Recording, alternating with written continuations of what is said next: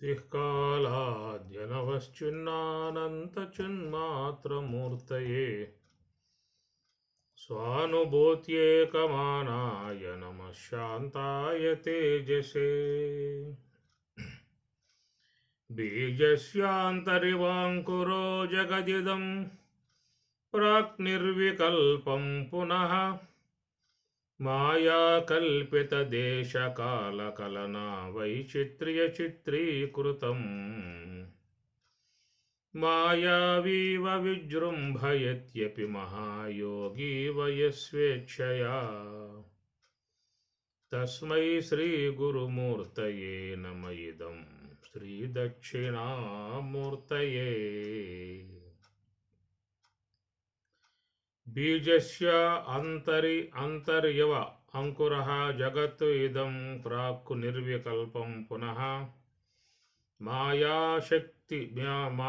कल्पित देश काल कलना वैचित्र्य चित्रीकृतं मायावी इव विजृम्भयत्यपि महायोगी इव यः स्वेच्छया तस्मै श्री गुरुमूर्तये नम इदं శ్రీ దక్షిణామూర్తయే. ఈ యొక్క శ్లోకం సృష్టికి సంబంధించిన అంశం. సృష్టికి సంబంధించిన అంశం. ఈ విశ్వం అనేటువంటిది ఏర్పడక పూర్వం బీజస్య బీజస్య ఆ బీజము లోపల ఉన్నటువంటి అంకుర ఇవ అంకుర ఎట్లయితే బీజములో లోపల అంకుర శక్తి అనేటువంటిది ఉంటుందో అట్లాగా ఈ జగత్ అనేది కూడా ఏర్పడక పూర్వం ఆ ప్రకారముగా ఉన్నది అనే మాట ఇక్కడ వాడుతూ ఉన్నారు. సత్ ఏవ సౌమ్య ఇదం అగ్ర ఆసీత్. కాబట్టి ఇదం అనగా ఈ కంటికి గోచరించేటువంటి యొక్క అంశాన్ని ఇదం అనే పదంతో వాడతారు. ఇదం అగ్ర మన ఇంద్రియాలకు గోచరించేటువంటి ఈ జగత్ అనేటువంటి దాని అగ్ర ఇది ఏర్పడక ముందు సద్దు వస్తువు మాత్రమే ఉన్నది అనేది చాందోగ్యంలో చెప్పేటువంటి మాట. కాబట్టి సత్తు అనగా బ్రహ్మము అని అర్థం చేసుకోవాలి.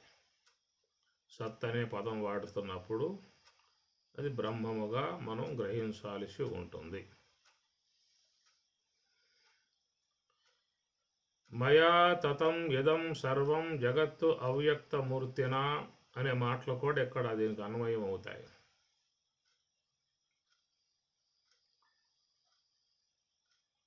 ఈ జగత్ అనేటువంటిదంతయు కూడా మయా తతం నా ద్వారా వ్యాపకమై ఉన్నది అన్నాడు. మమ యోనిర్మహద్బ్రహ్మ తస్మిన్ గర్భం దదామ్యహం. మమ యోనిర్మహద్బ్రహ్మ తస్మిన్ గర్భం దదామ్యహం భగవద్గీతలో చెప్పేటువంటి మాట.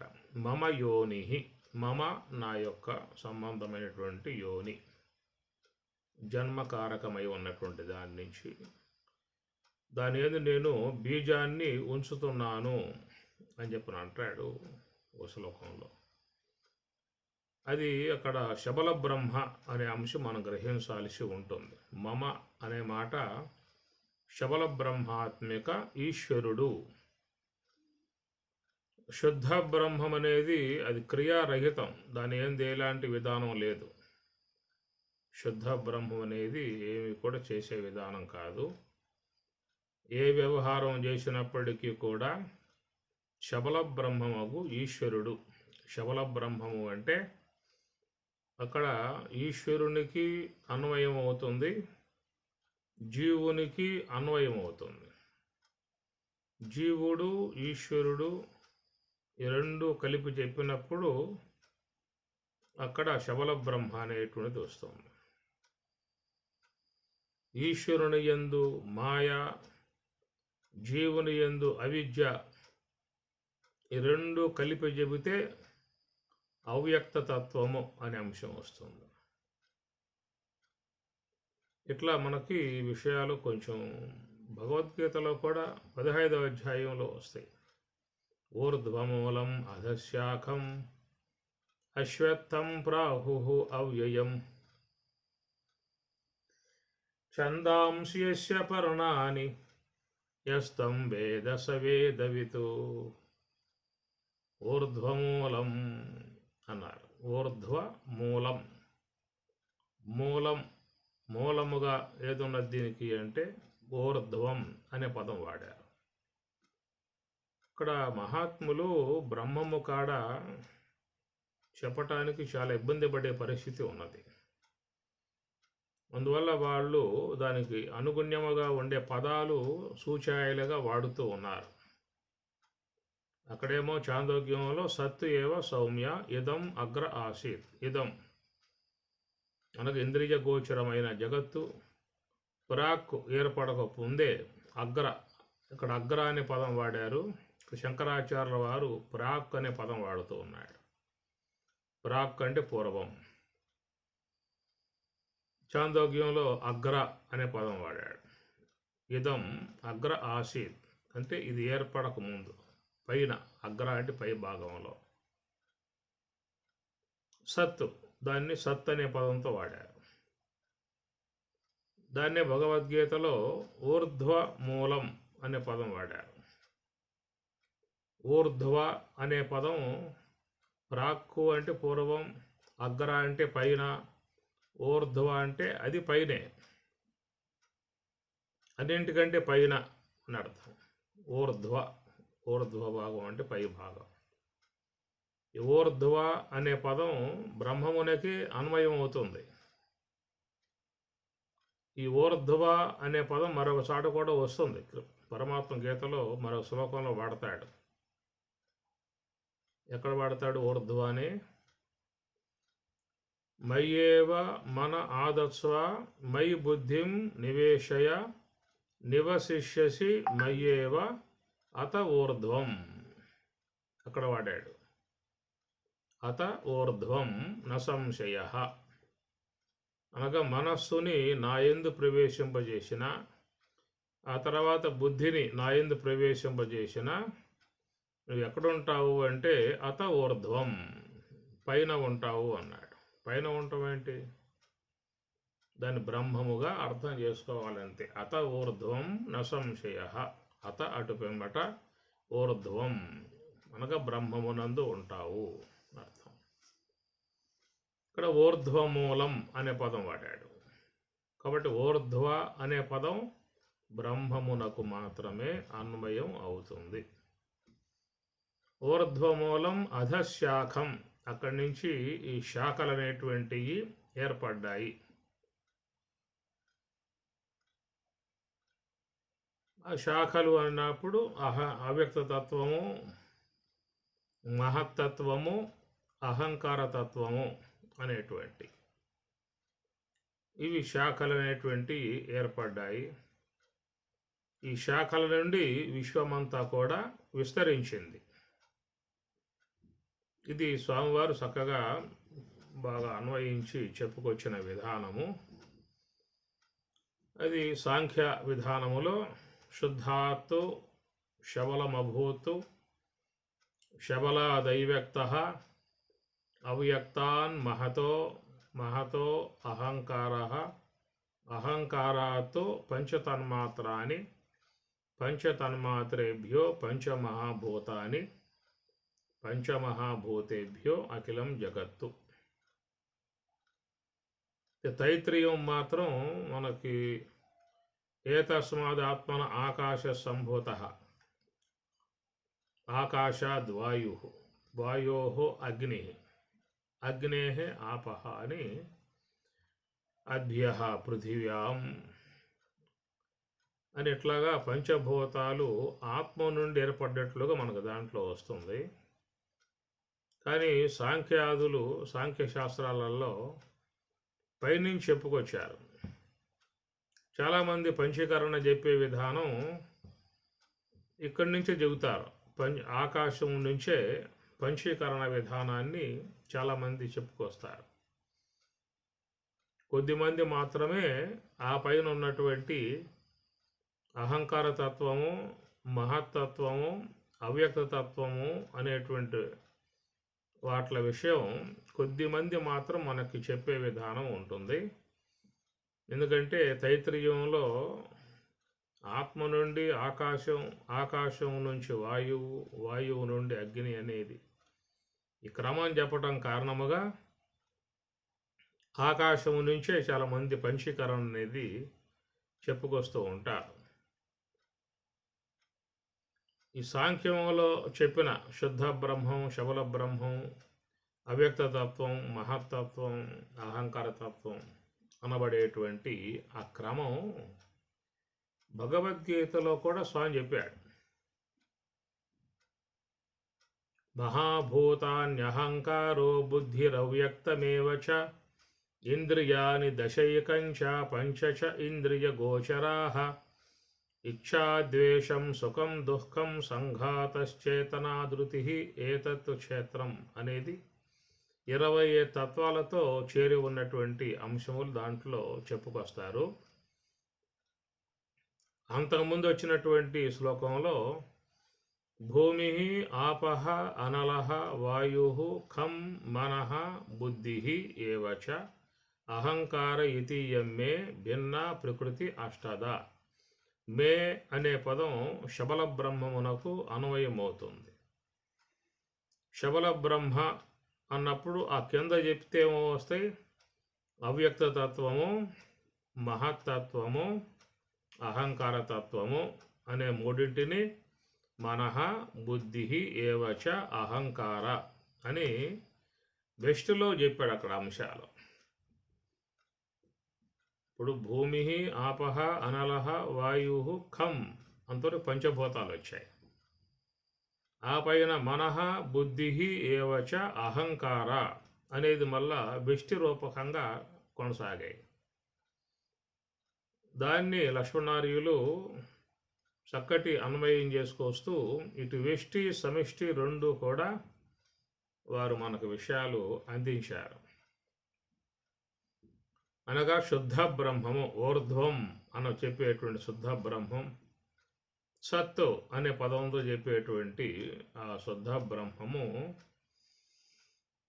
అది ప్రత్యేగాత్మ పరమాత్మలుగా దాన్ని చెప్పుకొస్తారు. ఈ ప్రత్యేగాత్మ అన్నప్పుడు అవిద్య ఉపాధి అనుసరించి ప్రత్యేగాత్మ అని పిలుస్తారు.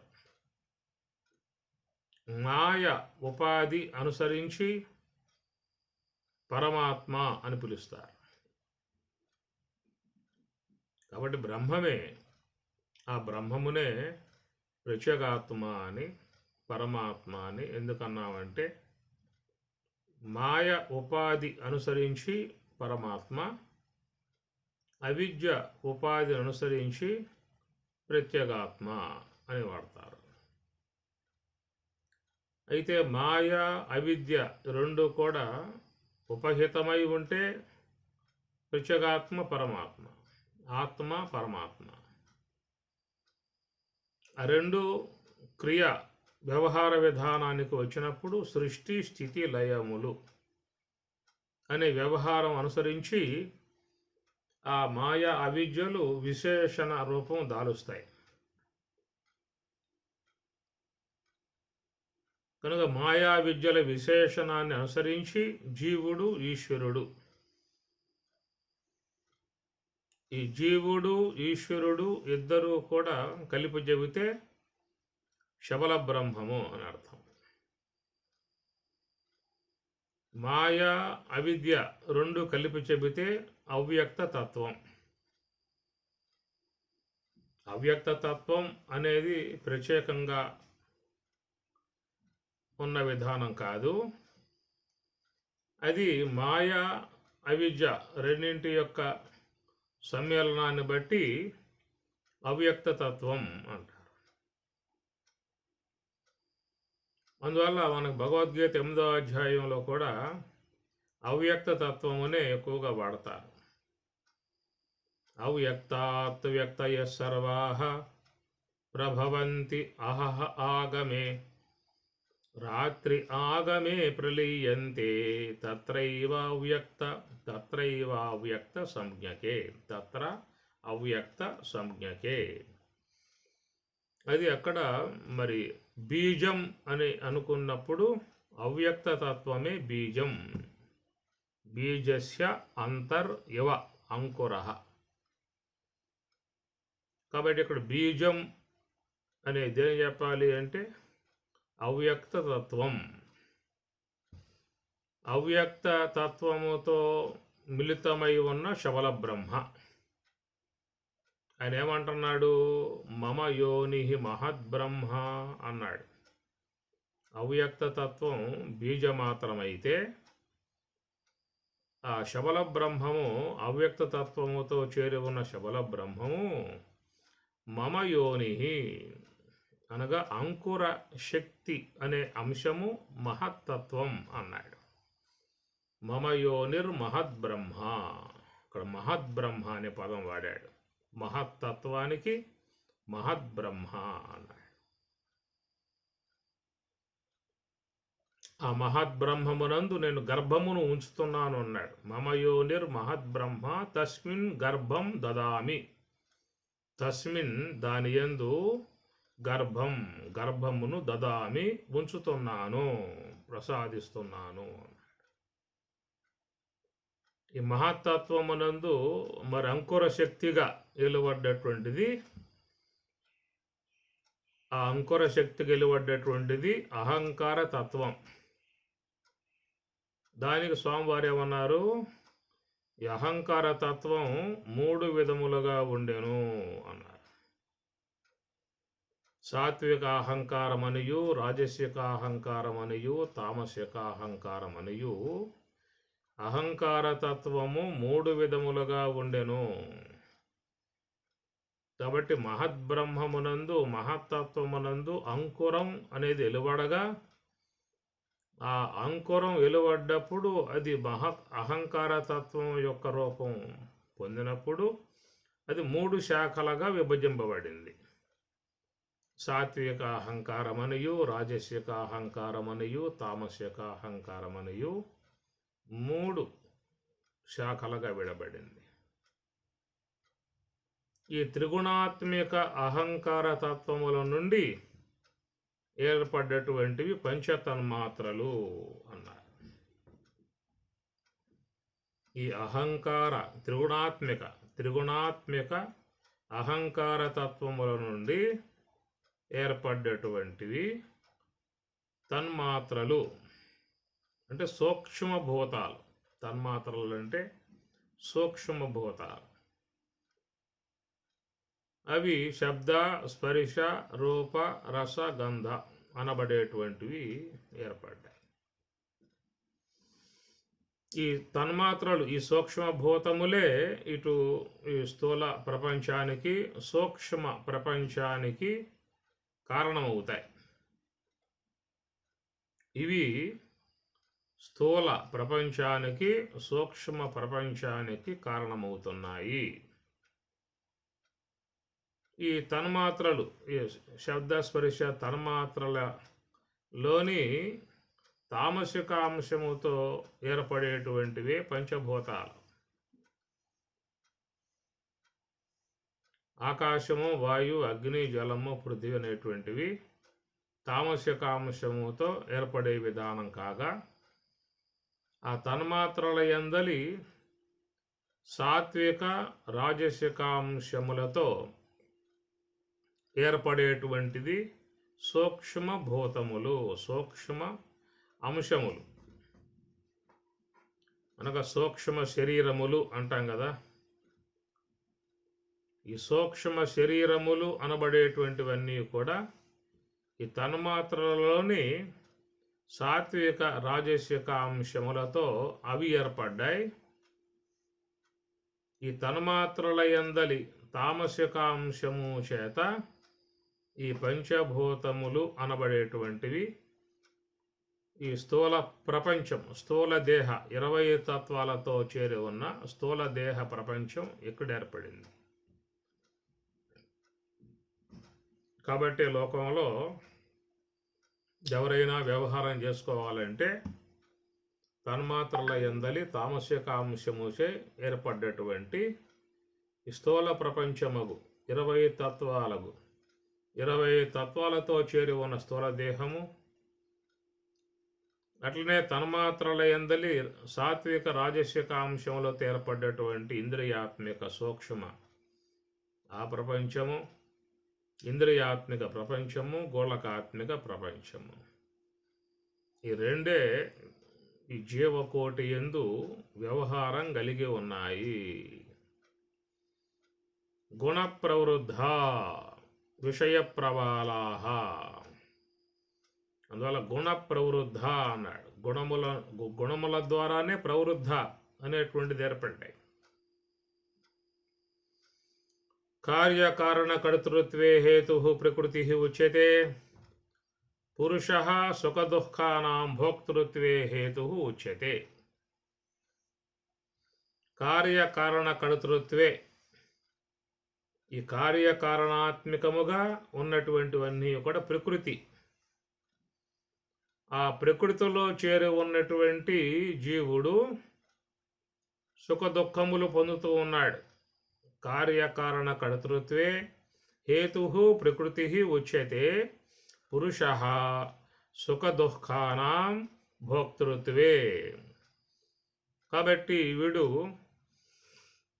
ఈ తామసికాంశముతో చేరి ఉన్నటువంటి స్థూల ప్రపంచాన్ని, సాత్విక రాజసిక సంబంధమై ఉన్నటువంటి సూక్ష్మ ప్రపంచాన్ని, ఈ రెండింటితో సంబంధం పడ్డటువంటి వాడై సుఖదుఖములు అనుభవించేటువంటి వాడుగా ఉన్నాడు. కాబట్టి ఈ ప్రకారంగా ఎలువడ్డటువంటి విధానములో బీజస్య అన్నప్పుడు ఆ బీజం అనేటువంటిది అవ్యక్త తత్వము, దాని యందే అంకుర శక్తులన్నీ ఉంటాయి. బీజస్య అంతర్ ఇవ అంకుర జగత్తు ఇదం ప్రాక్కు నిర్వికల్పం పునః. ప్రాక్ అంటే పూర్వం, అనగా అవ్యక్త తత్వం నుండి అంకురం ఎలువడక పూర్వం ఏముంది అక్కడ? నిర్వికల్పం. కల్పం అంటే సృష్టి, వికల్పం అనేది కూడా సృష్టిలో ఒక అంశమే. మనం సంకల్పం అంటాం కదా, వికల్పం, సంకల్ప వికల్పాత్మకం మనః అనేది చెప్తారు. కాబట్టి ఇక్కడ కల్పం, వికల్పం, నిర్వికల్పం. కల్పం అనేది సృష్టి, వికల్పం అనంటే విశేషముగా ఏర్పడ్డటువంటి సృష్టి. నిర్ అంటే ఇటు కల్పం అనేది లేదు, వికల్పం విశేషముగా చేరి ఉన్న సృష్టి అనేది కూడా లేదు. నిర్వికల్పం అన్నారు. ఆ సందర్భములు ఎట్లా ఉన్నది అంటే బీజస్య, ఇదంతా కూడా ఆ యొక్క అవ్యక్త తత్వమునందు బీజమాత్రముగా ఉన్నది. కాబట్టి అన్నింటికీ కూడా అవ్యక్త తత్వమే సమస్త విశ్వాన్ని తనలో గర్భములో పెట్టుకొని ఉన్నటువంటి విధానము. దీన్నే పరమాత్మ 8వ అధ్యాయంలో మరి అవ్యక్తము నుండే ఈ సృష్టి అంతా ఏర్పడతా ఉన్నది, తిరిగి మరలా అవ్యక్తంలోకి వెళ్ళిపోతున్నది. మనం మామూలుగా పంచకరణ చెప్పుకున్నప్పుడు ఈ అవ్యక్త తత్వము అనబడేటువంటిది, అవ్యక్త తత్వం తొలగిపోగా శబల బ్రహ్మ అనే పేరు పోయి శుద్ధ బ్రహ్మం మాత్రమే ఉండెను అంటాం మనం. పంచీకరణ చెప్పినప్పుడు లయ విధానం వెళ్తాం కదా,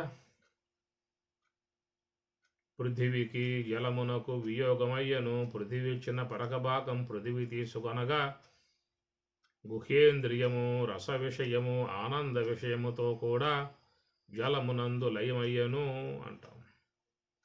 పృథివీకి అగ్నికి వియోగం అయ్యను, పృథివీ ఇచ్చిన కఠినత్వం పృథివీ తీసుకొనగా పాదేంద్రియము గమనాగమన విషయముతో కూడా ఆ పాదేంద్రియము అగ్నియందు లయమయ్యను. పృథివికి వాయువుకి వియోగమయ్యను. పృథివీ ఇచ్చిన కఠినత్వం పృథివీ తీసుకొనగా పాణేంద్రియము హానాదాన విషయము తన ఇంద్రాది దేవతతో కూడా వాయువులో లయమయ్యను అని ఇట్లాగా మనం లయశంతంలో చెప్పుకుంటూ వచ్చి చివరికి ఏమంటామంటే అవ్యక్త తత్వం వద్దకు వచ్చి అవ్యక్త తత్వం అనబడేటువంటిది సమిష్టి అజ్ఞానము. వ్యష్టి అజ్ఞానం జీవుని యందు ఉంటుంది. గురుదేవుని యొక్క అష్టమస్తక సంయోగము చేత లోన ఉన్న అజ్ఞానం తొలగిపోగా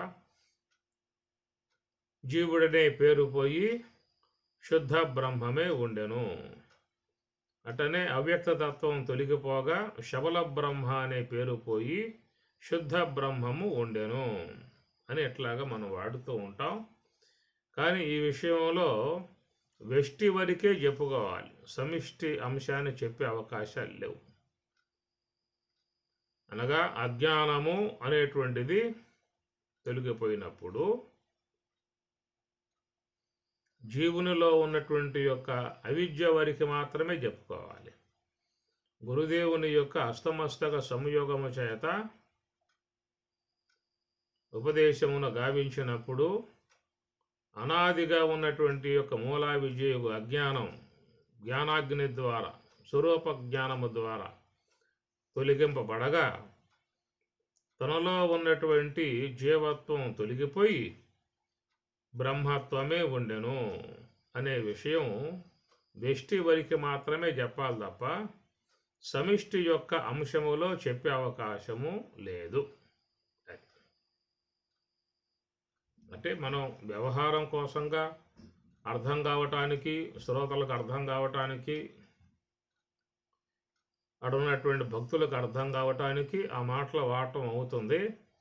అనగా అవ్యక్త తత్వం తొలగిపోగా శబల బ్రహ్మ అనే పేరు పోయి శుద్ధ బ్రహ్మం మాత్రం ఉండెను. కాబట్టి శబల బ్రహ్మం అనేటువంటి యొక్క అంశం తొలగిపోయే అవకాశాలు లేవు. కాబట్టి ఆ శబల బ్రహ్మములో మరి ఈశ్వరుడు ఉన్నాడు, ఆ శబల బ్రహ్మములో జీవుడు ఉన్నాడు. జీవుని వరకు మాత్రమే మోక్షం వైపుకు పయనించే అవకాశం ఉన్నది. కాబట్టి జీవుని వరకు మోక్షం యొక్క అంశం ఉన్నది కాబట్టి అది చక్కగా శాస్త్రం, ఆధ్యాత్మిక శాస్త్రం ఆ జీవుణ్ణి ఉద్దేశించి చెబుతూ ఉన్నది. కానీ ఈశ్వరుడు అది సమిష్టి మాయ, అవ్యక్త తత్వం అన్నారు, సమిష్టి మాయ. అది మాత్రం అనాదిగా ఉండాల్సి ఉంటుంది. అది బీజం. అది కాస్త పోయిందా అంటే ఇక విశ్వంలో ఏ ప్రాణి ఉండే అవకాశాలు అన్నీ కూడా బ్రహ్మం అయిపోతాయి. అనగా జ్ఞానం లేకుండగానే బ్రహ్మమును పొందే విధానం ఏర్పడుతుంది. కాబట్టి ఈ ప్రకారంగా చెప్తే 2 దోషాలు వస్తాయి. అకృతాభ్యాగమ దోషము, కృత ప్రణాశ దోషము అని 2 వస్తాయి. కృత ప్రణాశ దోషం అంటే జీవులు రాబోయే జన్మలను అపేక్షించి సత్కార్యములు ఆచరిస్తారు. ఈ సత్కార్యముల ద్వారా పుణ్యాన్ని వాళ్ళు చక్కగా సంపార్జన చేసుకుంటారు. వాళ్ళ ఉద్దేశం ఏంటంటే మరలా మేము విశ్వంలో పుట్టాలి, గొప్ప కుటుంబాలలో జనించాలి, ఐశ్వర్యవంతమైనటువంటి జీవితాన్ని జీవించాలి, సుఖవంతమైన జీవితం జీవించాలి అన్నటువంటి యొక్క అపేక్షతో అనేక జీవులు ఉన్నాయి. వాటికంటే మిక్కుటముగా అధిక శాతముగా లోకంలో మరి పాప కార్యములు చేసేటువంటి జీవులు అధిక శాతంలో ఉన్నాయి. కామాత్మాన స్వర్గపర జన్మ కర్మ ఫలప్రద క్రియా విశేష బహుళాం భోగైశ్వర్య గతిం ప్రతి భోగైశ్వర్య ప్రసక్తానాం తయా అపహృతచేతసాం వ్యవసాయాత్మిక బుద్ధి సమాధౌ న విధీయతే కామాత్మానః స్వర్గపర స్వర్గమునందు పర అంటే ఆసక్తి, వాళ్ళ స్వర్గాన్ని పొందాలని అపేక్ష ఉన్నది.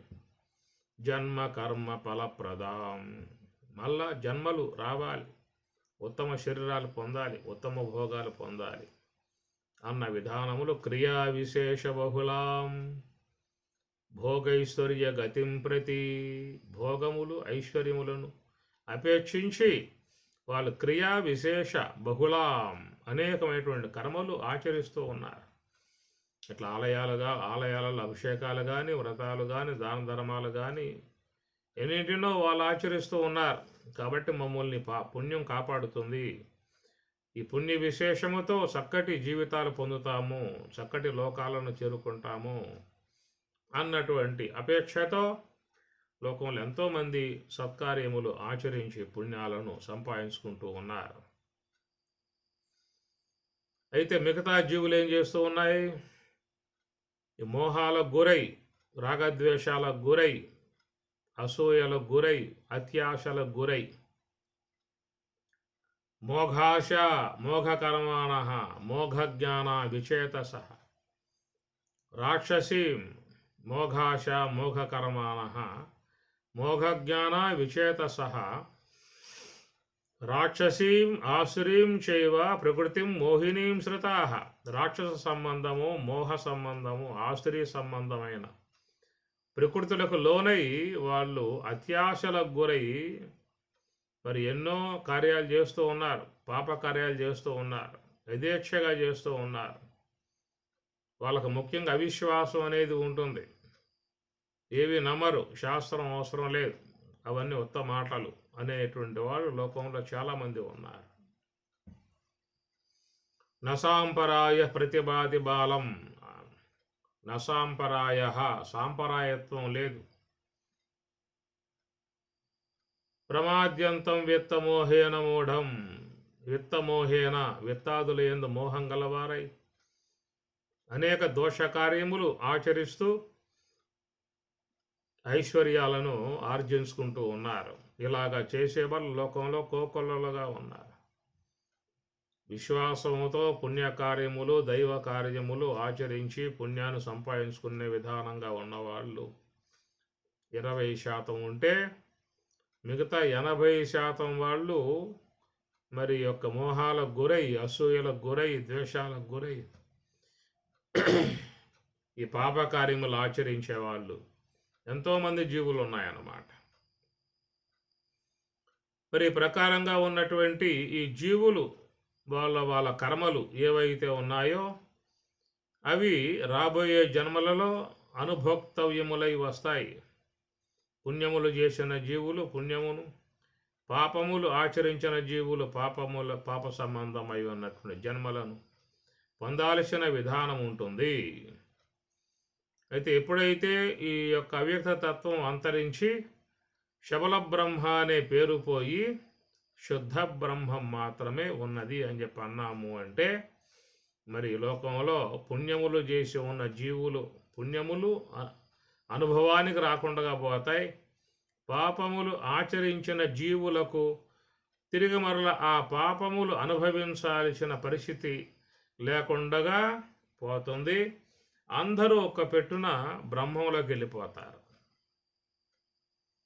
అవ్యక్త తత్వము గనక ఒక్కసారి లయమైపోయిందా అని చెప్పనంటే విశ్వంలో ఏ ప్రాణి లేదేక. అవ్యక్త తత్వం లేకుండా అవిద్య లేదు. ఎందువలంటే అవ్యక్త తత్వంలోని భాగమే అవిద్య. అవ్యక్త తత్వంలోని భాగమే మాయ. కనుక అవ్యక్త తత్వం పోయింది అంటే మాయా పోయే, ఈశ్వరుడు పోయే, అవిద్య పోయే, జీవత్వం పోయే, కేవలం బ్రహ్మం మాత్రమే ఉంటుంది. అందువల్ల ఈ జీవులు మోక్ష సంబంధమై ఉన్న ప్రయత్నం లేకుండానే అన్ని జీవులకు కూడా మోక్షం కలిగే విధానం ఏర్పడుతుంది. దానివల్ల ఏమవుతుంది? ఏ జీవులైతే రాబోయే జన్మలలో ఉత్తమమైనటువంటి యొక్క భోగాలు పొందాలన్న అపేక్షతో పుణ్యకార్యములు ఆచరించారో వాళ్ళ కర్మలన్నీ కూడా అనుభవానికి రాకుండగానే వ్యర్థమైపోతాయి. అట్టనే ఏ జీవులైతే అవిశ్వాసులై మోహాలకు గురై పాపకార్యములు ఆచరించారో అట్టి ఆ యొక్క పాప సంబంధమై ఉన్న జీవులన్నీ కూడా ఒక పెట్టున జ్ఞానం లేకుండగానే మోక్షానికి పోయిన విధానం అవుతుంది. దీన్ని కృత ప్రణాశ దోషము అన్నారు పెద్దలు. ఎప్పుడైతే ఉన్న జీవ సముదాయం అంతా కూడా ఒక పెట్టున బ్రహ్మం అయిపోయిందో ఇక ఇక్కడ లేవేక ప్రకృతి లేదు, పంచభూతాలు మెటీరియల్ లేదు, ఏవీ లేవేక కేవలం శుద్ధ బ్రహ్మం మాత్రమే ఉండెను.